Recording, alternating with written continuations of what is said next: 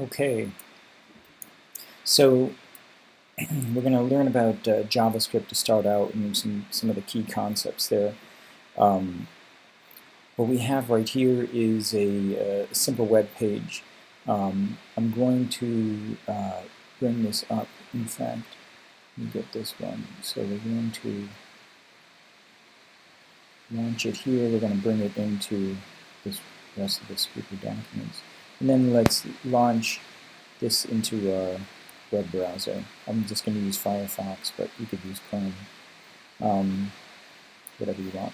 So we're going to start with this. This is a site that has some nice CSS, and we're going to learn, really we're going to be focusing on the JavaScript section of this. And what I want to show you here is that this text was generated with an onload command, and then this one, when you click the button here, it changes the text in there. So let's start out. This is going to be our basic thing, and then we're going to go to some more advanced ideas and introduce the concept of arrays and other things along the way. So here's the HTML right here. There's a linked style sheet that's doing all the color information in the text file, the text font info. This right here is our body command, and just like what you've seen in the past is in this area before the tag closes, we have this onload, and what that means is when the page finishes loading, generate this command, and this is a what's called a call for a function within JavaScript. Think of it like a verb. It's saying do this, and so I've made up this word called start. We could call it anything. It's going to trigger a little chunk of code that's called start as soon as the page loads up. Then we have this section all in here. This is just the HTML. You'll see the header tag, an image, and then here's the key thing. This is an ID that was generated, and we're going to be really tuning into the IDs here a lot with JavaScript. We have an external style sheet, CSS, and we also have a external script that's going to be right here that we're referencing. Okay, and that's where is that kept within our Finder? It is in this JS folder, and it's this one right here. And so you can work along with me as I do this. That's what it's intended for. So here's the JavaScript. There's nothing really here yet, but the word called function, and then my function, clearly that's something that we can change the name of. And then here's that one that says start, which is the one that loads when the page hits. What I want to do is make that text for the button. And if we go back here, if you see where this button is, we have an ID called button center. You don't have to worry about that so much, but it's this right here that is going to be useful. This on-click, we just started to write the word on-click and my function, and so when the button gets pressed, it's going to trigger that function that we've written. This is where we can put anything in here, and that's going to show up in the button itself. Okay, so let's just take a look. I'm going to, oops. I think they're all. Okay, let's make sure we got the right one queued up here. Let me get rid of these and load this fella.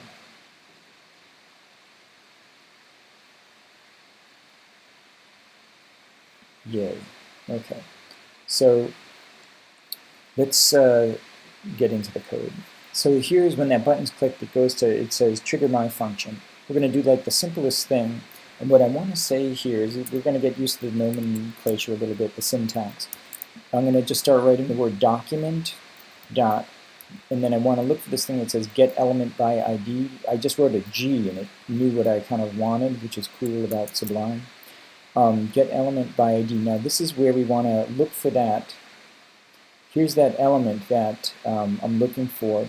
Basically, this is going to write the text into this section right here. It's like a section waiting for text.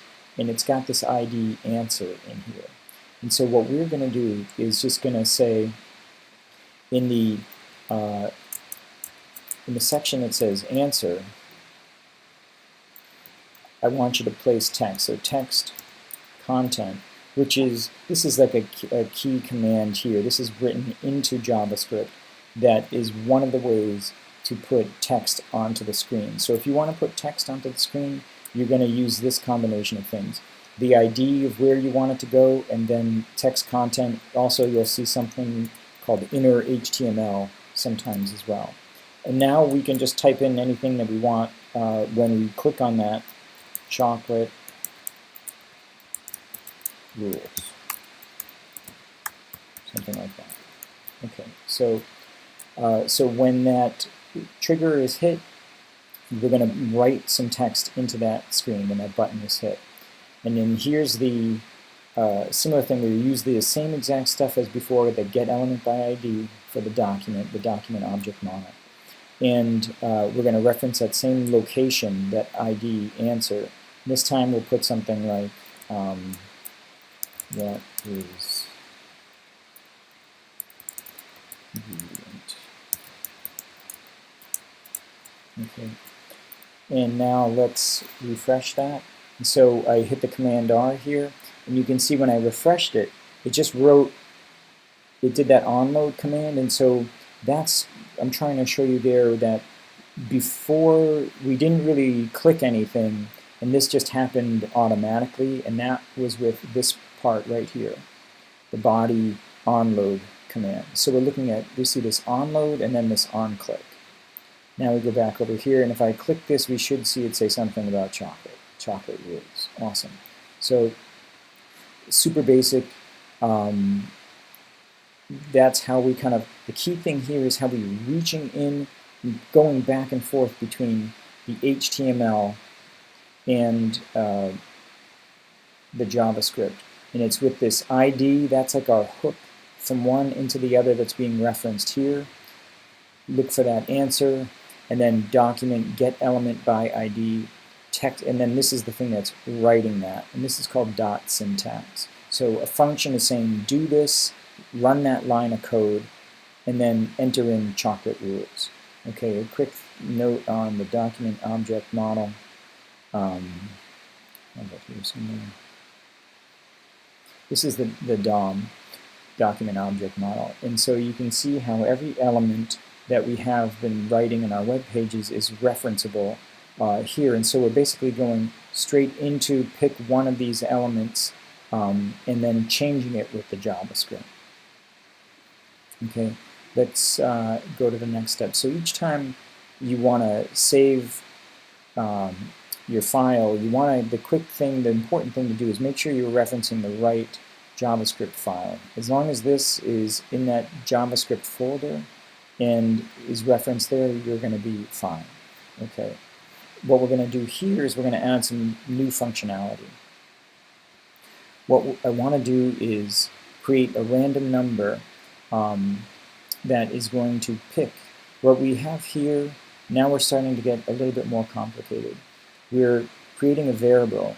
All you have to do, one of the great things about JavaScript is that it's super easy to create variables. You just start typing var, and then whatever you want to call it, words2 equals, and then what I'm going to make here is called an array. And what an array is, it can be an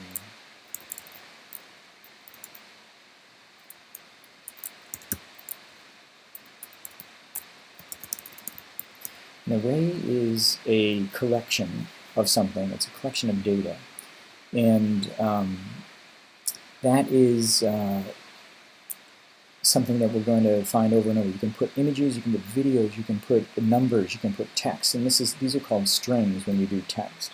And the way that this works is that this is slot 0, slot 1, slot 2, slot 3, it's right here, slot 4, etc. It counts from 0. And what we're going to be doing here is we're going to be replacing, instead of writing just one text here, we're going to write this array. So you can see the name of the array above is called words, and that's right here. I'm going to get rid of this one. It's just a demonstration. So words is right there. And the way that you write that, which one that you want, is by you put the slot, the index number, right here. So we're going to say, let's try this right now. And we're going to go right here. And let's call up that file. Bring that file into we're going to bring the JavaScript file. Pardon me, the HTML file. Okay, so which ingredient, then we click this, it says 0, sugar, the first one. If I change this to 1, okay, we go back, we should see it do the next one in the list. Which ingredient? Salt. Cool. So one thing that is really nice to be able to do now is then you can add variability to this. And I'm going to show you how to create a random number that picks one of these locations. Every time you click the button, it'll pick a random number. So that's what we're going to do here. So let's say that there's two little pieces of code we need to do that. There's an object called math.random, and I'll explain that in a second. And we're going to multiply that time words.length. And we're going to make that into a variable. So I'm going to make a new variable. I'm going to call it n. Okay, and math is a object. It's kind of like a built-in. It's a built-in object in JavaScript, and random is kind of like a built-in function. Random generates a number from 0 to 1. That's a random number between 0 and 1. What we're doing here with this words length is we're taking this array and saying however many entries are in this array, could be like 8. We could write it like this, and say it'll give us a random number between 0 and 7. Okay, by doing it like this, dot length, you can add to the length of the array, and it will you don't have to update the text ever run, just add new text to the array. Then this needs to be a integer.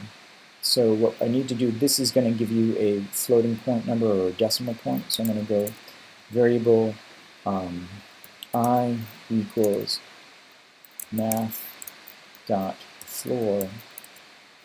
and then I'm going to put the word n in there, the letter n in there. Now let's just, what we could do here is, let's actually, this is one I just want to call a message. Okay, and so that's going to give us a random number between 0 and 7, or 0 and however long the list is, and that is going to plunk right into here. Now with the words array, all I got to do is put the word message in here. So now this message floats right in here, and instead of me typing in 0 or 1, it's going to be randomly doing it if everything works right. Okay. So which ingredient? Chocolate, apple, sugar. Great. Perfect. So that's all working. And if you want to see how that is working, just go to console.log, and that will print out the information about whatever you write in here. The array index chosen at random is space plus MSG. You always want to terminate with that semicolon. And now let's go back here, refresh, click new, and then if we're in Command Option, here's that text we just wrote. The array is random2. I'm going to put it down here. Click again, and let's see what it is. Now it's 3, so it's picking that random number. And this lets us see exactly what we're doing there. Okay, let's look at one more. And This one is same exact thing, but this is number 3 here. What if you wanted to stop clicking and just have it choose it automatically? There's a particular kind of object called setInterval that you can set at different milliseconds to then trigger this. So instead of you tapping it out all the time, if you just say setInterval, and then in the function here, we're going to make an argument that's going to be the first one is the name of the function you want to trigger, and then the second one is how frequently, and we can say every second. It's 1,000 milliseconds. Okay, so try to build these on your own, just like follow those steps, and that'll be a fun introduction to this. Let's just see if we got that here, and I'm going to pull this. Okay, now you see I took the button away, and every second a new word is being put into our website. So that's the introduction to JavaScript. The key ideas here are we now know what an array is, how to add a variable, what is an object and a method, and we'll be working on these as we're going along, and setInterval to do a continued to call on a function continuously.